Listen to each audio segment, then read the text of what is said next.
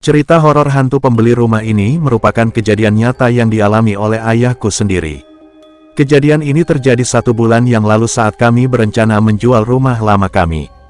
Kebetulan kami berencana menjual rumah lama kami karena kami telah membeli sebuah rumah di lokasi lain. Malam itu aku beserta adik-adikku telah tinggal di rumah baru kami. Namun ibu dan ayahku memilih tinggal di rumah lama karena akan bertemu dengan calon pembeli. Sekitar pukul 7 malam, seorang pembeli datang menghampiri rumah kami tersebut. Ayah dan ibuku bertemu dengannya dan segera membicarakan tentang rumah kami tersebut. Pembeli tersebut merasa cocok dengan rumah kami, namun ia harus diskusikan bersama keluarganya dahulu. Ia minta waktu beberapa hari untuk memutuskan jadi membeli atau tidak. Setelah calon pembeli itu pulang, ayah dan ibuku menutup pintu dan masuk ke ruang tengah. Ayahku mengambil secarik kertas dan ballpoint untuk menulis rincian rumah kami seperti luas, bangunan dan luas halaman. Sedangkan ibuku tidur-tiduran sambil menonton sinetron. Beberapa barang-barang di rumah itu memang belum dipindahkan semua ke rumah baru kami, sehingga masih layak untuk ditempati. Saat sedang bersantai di ruangan tengah, tiba-tiba terdengar suara orang mengetuk pintu, tok, dot, tok, dot, tok. Siapa itu? Malam-malam gini? Tanya ayahku. Tok, dot, tok. Dot tok, terdengar suara pintu itu diketuk lagi.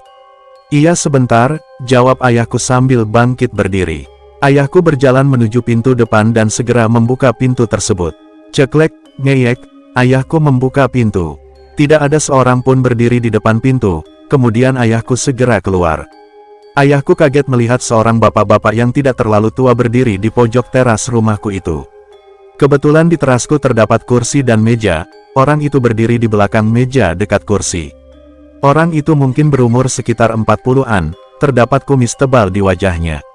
Wajah orang itu sangat asing karena ayahku belum pernah bertemu dengannya sebelum itu. Cari siapa Pak? Tanya ayahku. Rumah ini dijual? Tanya orang itu. Iya Pak betul, mau lihat-lihat Pak. Ayo masuk ke dalam, kata ayahku. Tidak usah, di sini saja, jawab bapak itu.